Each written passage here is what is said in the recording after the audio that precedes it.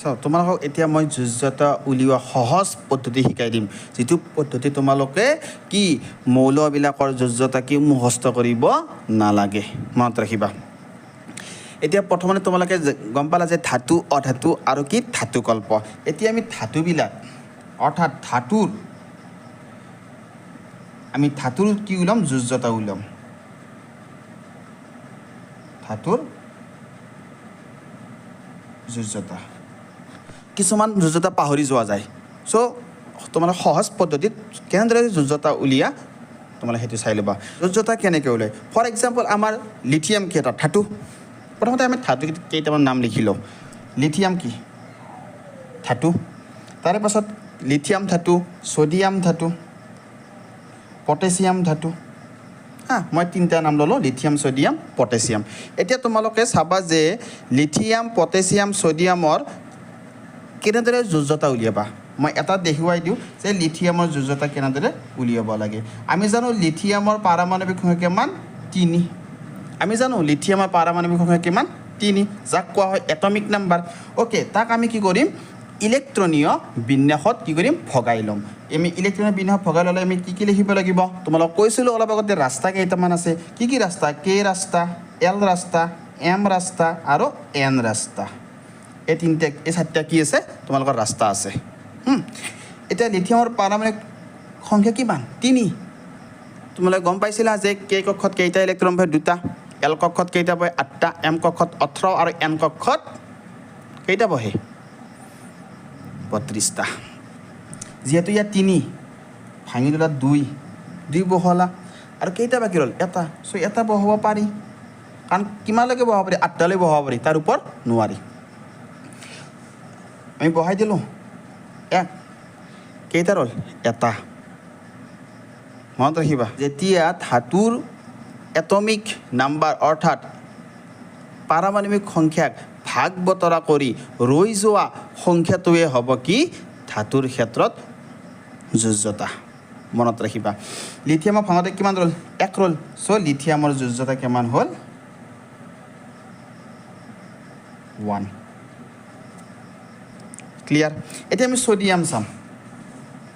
সোডিয়ামৰ পাৰমাণৱিক সংখ্যা কিমান 11 আমি জানো যদি ইয়াক আমি ভাঙো কে এটো কে লিখি আছে মই বাৰ লিখি না থাকো কে সেলত কেইটা বহাব পাৰিম দুটা এল সেলত কেইটা বহাব পাৰিম 8টা এম সেলত এটা 8 2 10 10 1 11 সো সোডিয়ামৰ কাৰণে যোজ্যতা কি হ'ল যেহেতু মই কৈছিলো ধাতুৰ ক্ষেত্ৰত কি ৰৈ যোৱা ইলেক্ট্ৰনটোৱে কি যোজ্যতা ধাতুৰ ক্ষেত্ৰত ধাতুবিলাকক আমি যেতিয়া ভাগ বতৰা কৰিম ৰৈ যোৱা ইলেক্ট্ৰনটোৱে কি হ'ব যোজ্যতা অৰ্থাৎ আমি লিথিয়ামক ভাঙি কেনে লাষ্টত কি ৰৈছে এল কক্ষত 1 ৰৈছে এই 1টোৱে তাৰ কি যোজ্যতা সোডিয়ামৰ কি যোজ্যতা কিমান হ'ল 2 8 1 2 8 10 10 1 11 8 2 10 1 কিমান 11 সো এই যোজ্যতা কিমান 1 লাষ্টত কি ৰৈছে 1 ৰৈছে সেইকাৰণে কি যোজ্যতা 1 ক্লিয়াৰ এতিয়া আমি চাম পটাছিয়াম পটাছিয়ামটো কি ধাতু হয় না ধাতু পটাছিয়ামৰ পাৰমাণৱিক সংখ্যা কিমান আমি জানো পটাছিয়াম 19 কিমান ইয়াৰ 19 এক যদি আমি ভাঙো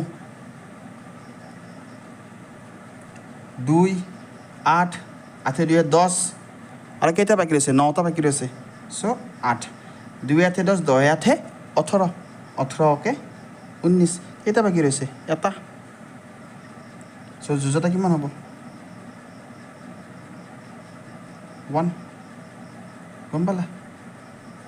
মনত কোৱেশ্চন আহিব পাৰে যে আমি এল কক্ষত 8টা বহে এম কক্ষত 18টা বহে তে এম কক্ষত 9টা কিয় মানে বহুৱা নগল চাও তোমালোকে মাইণ্ড কৰিবা যে এম কক্ষত 18টা হে বহুৱা পাৰি যেটো 18টা ইলেক্ট্ৰন থাকিব হে 18 বহুৱা পাৰি গোটা 18টা বহুৱা পাৰি কিন্তু 17 হক 16 হক আনকি 9 হক 10 হক কি বহুৱাব নোৱাৰিবা যেতিয়া আমি ডাঙৰ ইলেক্ট্ৰনবিলাক অৰ্থাৎ যেতিয়া আমি ডাঙৰ মৌলবিলাক কি কৰিম ভাগ বতৰা কৰিম তেতিয়া আমি 32 18 বহুৱাব পাৰিম যেটা মনত ৰাখিবা গম পালা ধাতুৰ ক্ষেত্ৰত গম পালা এতিয়া আমি চাম অধাতুৰ ক্ষেত্ৰত তোমালোকে মোক মেগনেছিয়াম আৰু বেৰিলিয়ামৰ যোজ্যতাটো উলুৱাই মোক কমেণ্টত জনাবা এতিয়া তোমালোকক মই কি শিকাম অধাতুৰ ক্ষেত্ৰত যোজ্যতা কেনেদৰে উলিয়াই তাক শিকাম চাবি মই তোমালোকক ধাতুত কি কৈছিলোঁ যে ৰৈ যোৱা আমি যেতিয়া ইলেক্ট্ৰন ভাগ বতৰা কৰিম সেই ৰৈ যোৱা ইলেক্ট্ৰনটোৱে কি হ'ব যোজ্যতা হ'ব এতিয়া তোমালোক অধাতুৰ ক্ষেত্ৰত অলপ বেলেগ পদ্ধতি অৱলম্বন কৰিবা যে ৰৈ যোৱা ইলেক্ট্ৰনক কি কৰিবা আঠৰ পৰা বিয়োগ কৰি দিবা মই দেখুৱাই আছোঁ তোমালোকে চাবা আমি প্ৰথমে জানিব লাগিব যে অধাতুৰ মৌল কোনবিলাক carbon nitrogen oxygen fluorine chlorine এইবিলাক কি অধাতু এতিয়া তোমালোকে অধাতু বুলি কোৱাৰ লগে লগে ইহঁতৰ যোজ্যতা কেনেকৈ উলিয়াবা ফৰ এক্সাম্পল মই এটা লৈছিলোঁ যে কেইটা নাম লিখি ল'লোঁ যে কাৰ্বন নাইট্ৰজেন অক্সিজেন ফ্ল'ৰিন আৰু কি ক্ল'ৰিন এতিয়া চাবা কাৰ্বন আমি জানো কাৰ্বনৰ পাৰমাণৱিক সংখ্যা কিমান প্ৰথমে জানিব লাগিব কাৰ্বনৰ পাৰমাণৱিক সংখ্যা কিমান কাৰ্বনৰ পাৰমাণৱিক সংখ্যা হ'ল 6 এটমিক নাম্বাৰ 6 ইয়াক আমি ভাঙিব লাগে ৰাস্তা কেইটা আছিল 4টা কে এল এম আৰু এন এতিয়া আমি কে চেলত কেইটা বহিব কে চেলত বহিব কেইটা দুটা 6ৰ পৰা 2 গ'লে কিমান বাকী ৰ'ল 4 বাকী ৰ'ল সেই 4টো ইয়াত বহুৱাই দিয়া 4 হ'ল এতিয়া তোমালোকে কি কৰিবা যে ধাতুৰ ক্ষেত্ৰত বেলেগ আছিল ধাতুৰ ক্ষেত্ৰত ৰৈ যোৱা ইলেক্ট্ৰনটোৱেই কি যোজ্যতা কিন্তু অধাতুবিলাকৰ ক্ষেত্ৰত বেলেগ অধাতু কি কৰিবা 8ৰ পৰা বিয়োগ কৰি দিবা চ' 8ৰ পৰা বিয়োগ কৰি 8ৰ পৰা 4 বিয়োগ কৰি দিয়া কাক ৰৈ যোৱা ইলেক্ট্ৰন কেইটা ৰৈ গৈছে লাষ্টত 4টা চ' 8ৰ পৰা 4 বিয়োগ কৰি দিয়া কিমান হ'ব 8ৰ পৰা 4 গ'লে 4 তাৰমানে 4টো কি যোজ্যতা যাক কোৱা হয় ভেলেন্সি এতিয়া তোমালোকে চাবা মই নাইট্ৰজেনত উলিয়াই দিওঁ নাইট্ৰজেন কিমান নম্বৰ 7 নম্বৰ চ' ইয়াক ভাঙি দিয়া ইয়াত কে লিখা আছে মই বৰ্ড কে লিখা আছে চেলকেইটা লিখা আছে মই তলত ইয়াৰ তলে বহুৱাই দিছোঁ 7টা প্ৰথমে 2 বহুৱাৰ পিছত আমাৰ কেইটা বাকী ৰ'ল 7ৰ পৰা 2 গ'লে কিমান 5 আৰু কেইটা ইলেক্ট্ৰন বাকী ৰ'ল 5 এই 5টো বহুৱাই দিলা এতিয়া আমি এই 8ৰ পৰা মই যে কৈছিলোঁ 8ৰ পৰা বিয়োগ কৰি দিবা 8ৰ পৰা 5 বিয়োগ কৰি দিয়া কোনটো ৰৈ গৈছে এই 5টো ৰৈ গৈছে এই 8ৰ পৰা 5 বিয়োগ কৰি কিমান পাবা 3 হয়নে নহয় 8ৰ 5 গ'লে 3 5 3 8 এই 3টো কি ইয়াৰ কি যোজ্যতা কাৰ যোজ্যতা নাইট্ৰজেনৰ যোজ্যতা এতিয়া মই আৰু এটা ভাঙি দিওঁ অক্সিজেনৰ কিমান এটমিক নাম্বাৰ 8 ইয়াক যদি ভাঙি দিওঁ 2 আৰু 6 হয়নে নহয় কে আৰু এল চেলতে কি হ'ব ই সমাপ্ত হৈ যাব ইয়াক আৰু এম আৰু এন চেলটো দৰকাৰে নাই কাৰণ ইলেক্ট্ৰন কম আছে 8টা ইলেক্ট্ৰন আছে চ' 8ৰ পৰা 6 গ'লে কিমান 8ৰ পৰা 6 বিয়োগ কৰি দিয়া 8ৰ পৰা 6 গ'লে কিমান 2 জানো এতিয়া আমি গম পাওঁ 2টি যোজ্যতা কাৰ যোজ্যতা অক্সিজেনৰ যোজ্যতা ক্লিয়াৰ কিন্তু তোমালোকৰ 18 নম্বৰ বৰ্গত কেইটামান মৌল আছে যাক কোৱা হয় সম্ভ্ৰান্ত গেছ কি আছে হিলিয়াম আছে নিয়ন আছে আৰ্গন আছে ক্ৰিপ্টন আছে জেনন আছে আৰু ৰেডন আছে মনত ৰাখিবা সেইকেইটাও কি অধাতু এতিয়া তোমালোকে মোক এটা কাম কৰিবা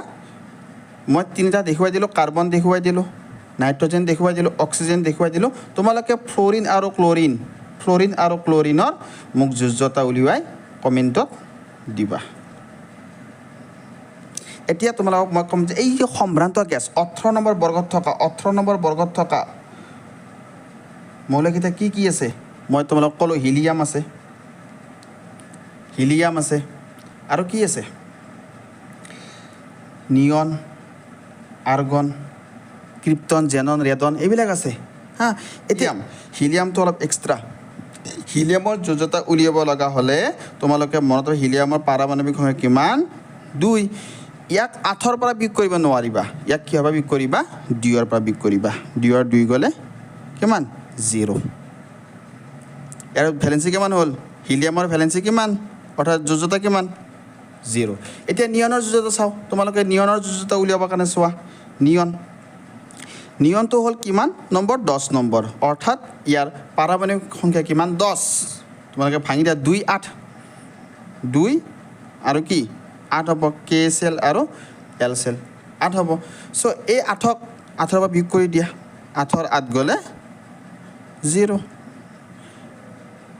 কেৱল হিলিয়ামটোক 2ৰ পৰা বিয়োগ কৰিবা হিলিয়াম আৰু হাইড্ৰজেনক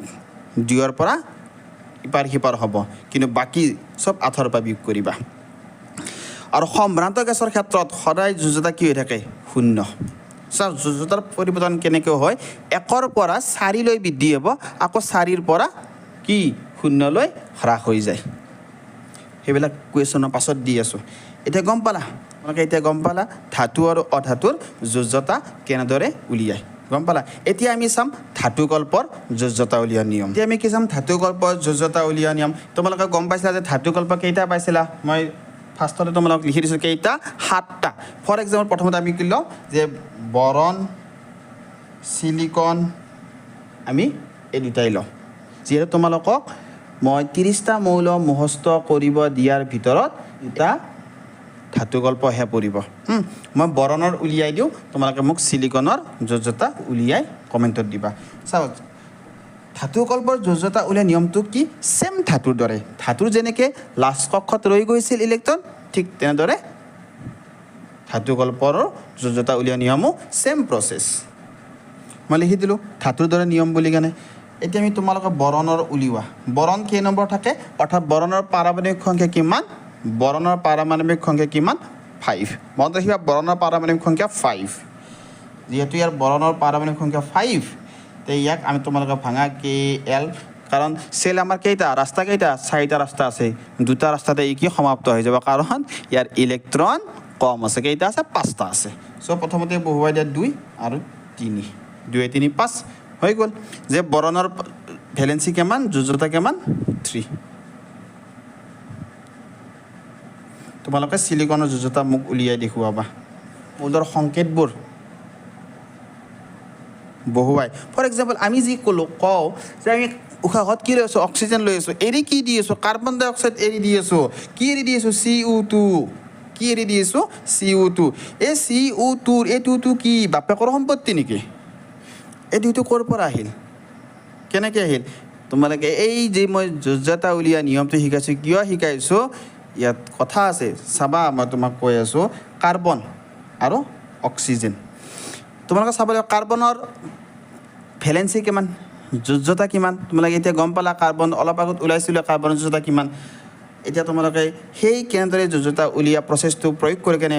পটককৈ উলিয়াই দিবা যে কাৰ্বন কি অধাতু ভাঙি দিয়া 2 4 গম পালো 4 আকৌ 4ক 8ৰ পৰা বিয়োগ কৰিছিলা যেহেতু অধাতুবিলাক কি বিয়োগ কৰিব লাগে 8ৰ পৰা 8ৰ পৰা যদি 4 যায় কিমান ৰ'ব 4 ৰ'ব 4 কি যোজ্যতা ইয়াত এই 4টো বহুৱাই দিলা অক্সিজেনৰ ভ্যালেন্সি কিমান এই মাত্ৰ তাতে অধাতুত ওলাইছিলা অধাতুত কি আমি অধাতুত অক্সিজেনৰ কি যোজ্যতা উলিয়াই দেখিছিলোঁ অক্সিজেনৰ পাৰমাণৱিক সংখ্যা কিমান 8টা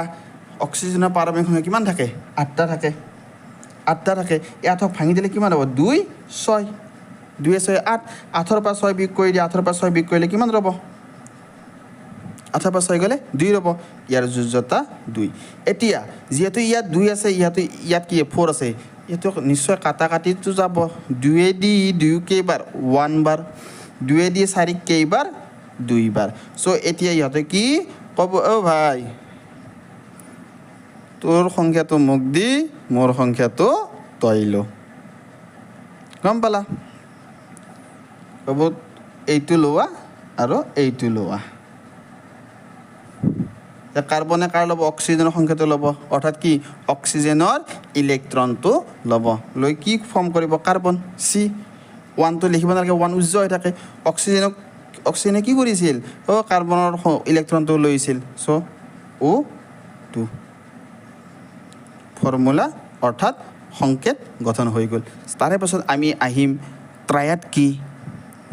নিউল্যান্ডছৰ অষ্টক সূত্ৰ কি সেইবিলাক আলোচনা কৰিম